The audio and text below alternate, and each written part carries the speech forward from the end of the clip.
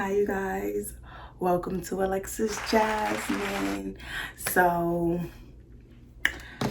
I'm big chilling, right? And I just really I decided that I'm gonna start this little series on my channel called Therapeutic Thursdays. So Therapeutic Thursdays is really me holding therapy session with myself. So I was going through my diary, right? Like for this past week, I've been like going through, or the past few days, I have been like really, I don't know what's making me do this, but I have been reflecting like crazy. You know what I'm saying? Like for real, I've been reflecting like crazy. So this past couple of days, these past few days, I have been reading my diary, like just going through and reading my entries. So that brought me to the conversation that we're gonna discuss today. Some of the things that I used to battle that I don't battle anymore. Or not that I don't battle, because, you know, demons don't leave. They just, you know, demons don't leave, okay? Them motherfuckers do not leave. They just, you know, when you battle them for a good little minute, they know when to take. It's a war, you know what I'm saying? It's a war. So, you know, some battles you win, some battles you lose, but them hoes do not leave. They do not leave, you know what I'm saying? Like, it's like, demons is really like, if it's up, it's stuck. There's no coming back. Like, if it's up, it's stuck. So once you have that demon, you're stuck with that demon. Some days you can hit it with that 2-piece combo, lay that thing out. Okay, quick knockout. Other days, it's a full 12 rounds. You might win, you might lose. It's really up there in the air. And then some days, it's a pop knockout, but it wasn't your win. You took the out that day. You know what I'm saying? Like, that's how it is when you fighting your demons. You know what I'm saying? And like I said, once you get that demon, oh, you stuck with that demon. That demon ain't going nowhere. You know what I'm saying? It's going to be a lifelong fight. So for me, I'm going to discuss some of my demons. Or I'm going to discuss one of my demons. So one of the things that I really noticed that really stuck out to me was I have this innate feeling of being unlovable and unattainable, right? So how do I get rid of this, you may ask? You may wonder, and this is for anybody that has this kind of feeling like you just can't be loved. Like, love and you in the same sentence is just blasphemous, you know? Like, it's blasphemous, it's ridiculous, it's just impossible, you know? So I know for me, how I conquered this was, it all begins with self-confidence and self-esteem. I felt like I was unlovable because I felt like I was unlovable. I used to feel like I was unlovable because I just couldn't seem to love myself. Like, I just could not love myself to save my life. I couldn't love myself. And I felt like I was unattainable because I did love myself to a degree where it was like, I refuse to be with anyone that doesn't treat me and doesn't reach the standards that I have for myself. You know what I'm saying? Like, you do one wrong thing and it's up, it's up, it's up, it's up, it's up. You do one wrong thing to me and it's so far up that it's so stuck that you will never, ever come back from it. So in a sense, I did, like, I may not have loved myself, but I definitely had a certain level of respect for myself. That's what it was. Wow. That's literally what it was. I just realized that. Like, I didn't love myself in the past, but I did have a certain level of respect for myself. Now, okay, 2020, at the age that I am, with the knowledge that I've been bestowed upon, with the wisdom that God has blessed me with, not only do I respect myself, but now I got the love for myself. Baby, running game on me. Who? Anyhow, so I never, like, I've never really loved myself. Like, in the past, I never even, like, I ain't never loved myself, point blank period. So I can be honest with you because I know that I love myself now just from how I carry myself and how I talk to myself. But I know in the past, I know I ain't never loved myself until this year. So yeah, in the past, like, I never really loved myself, but I've always had respect. I've always had a certain level of respect for myself. You know what I'm saying? Like, I think that's just how I was raised. I've always had a certain level of respect for myself. So like there's things that I have to, but you know, there is a lot of things I've allowed to happen to me out of just the simple fact that I didn't love myself and I just loved other people. And I've like I said, I used to feel unlovable. So I used to feel like I had to prove my worth. And I just got out of that, like, you know, having to prove my worth, like prove to people that I am someone worth to have around. I am someone worth spending time with. I am someone, you know, worth to have in your life. I used to really try to prove myself. Like if I was in someone's life, I would do like the absolute most, like for real. I would do the most so that they know that I'm someone worth loving. So that's one thing I definitely, like, I didn't admit it until this year. I didn't admit it until this year, like literally this year, that because that's not something I would ever admit. Like 2020 was really a year of growth for me, like for real, like real life growth. I really used to feel unattainable and unlovable, and it was crazy. You can tell from like my past actions. Like I was one of those people like super solid. Like I was super solid, super loyal. You know what I'm saying? Like I was one of those people. Love and loyalty were like they were two sides of the same coin. Two sides of the same coin. Like if I loved you, you had my undying, unwavering loyalty. Like there is nothing that I wouldn't do for you. I would go to like Janine Aiko. I go to hell and back for you. Bend over acrobats for you.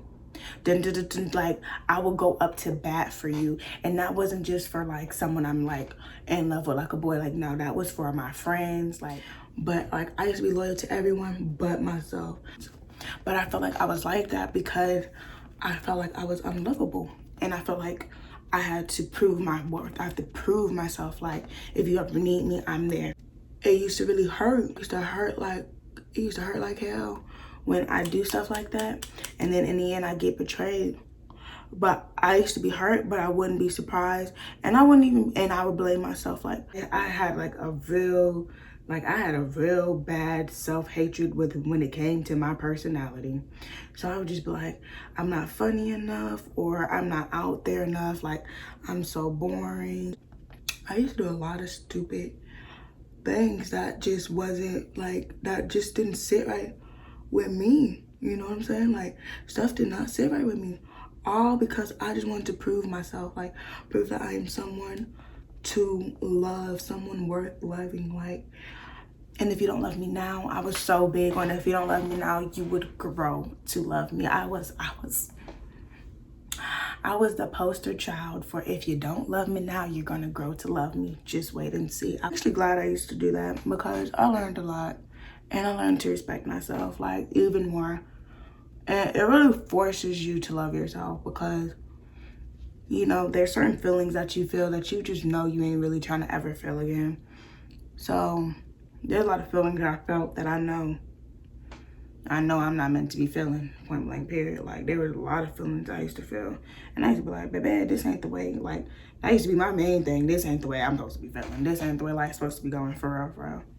But those are one things that I really noticed in my thing. And then like my feelings of being unattainable, that came from past situationships and like, you know, love interest. But yeah, so me being unattainable really came from like, that really stemmed from guys, like my love interest, because like I would like someone, like every dude that I've ever liked, I never been with them. Like I was the certified waiter when it came to like dudes that I like I would wait for them. And I feel like that's probably why I used to always be so unattainable, because like now I'm thinking about it, it's dawning on me that I was unattainable because I was waiting for someone. Like in my head, I already belonged with someone. So that's why I used to be so unattainable. And now I don't feel like I'm unattainable now. So wow, I stopped waiting.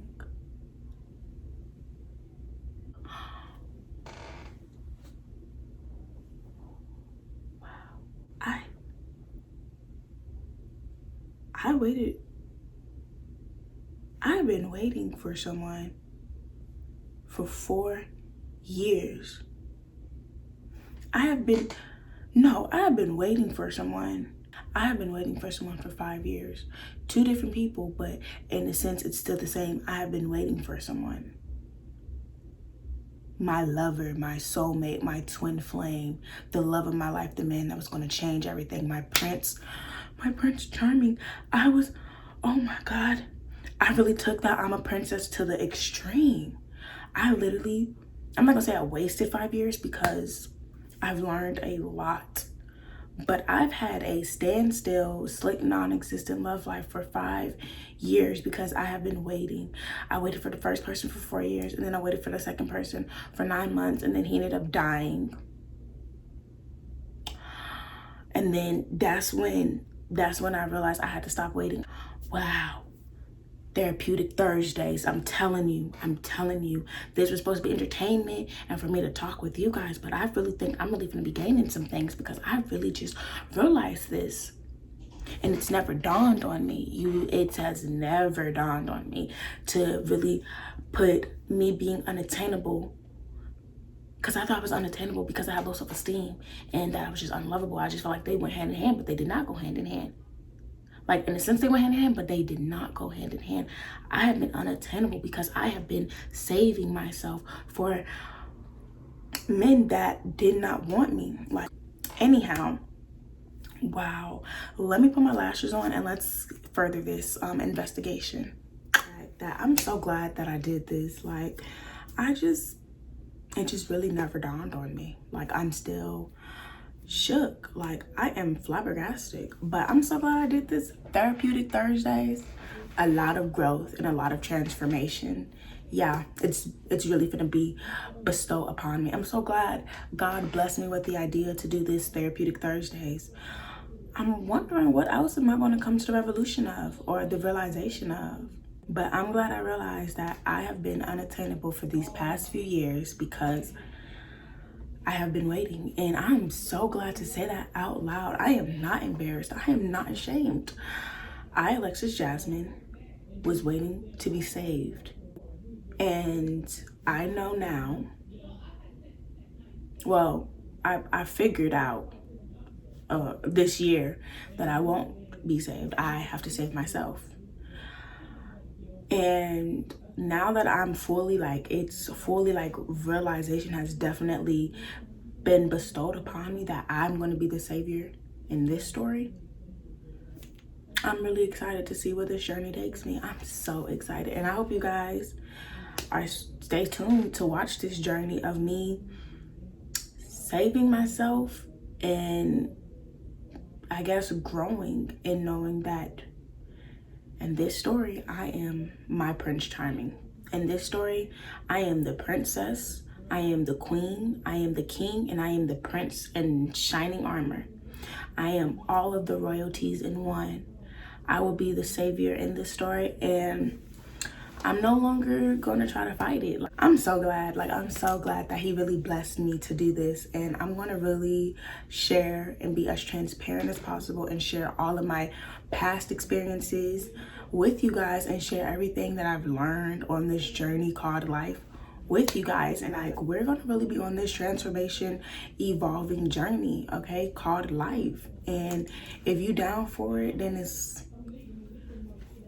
you already know what's up. If you down for it, then that's great. If you not, then that's cool too.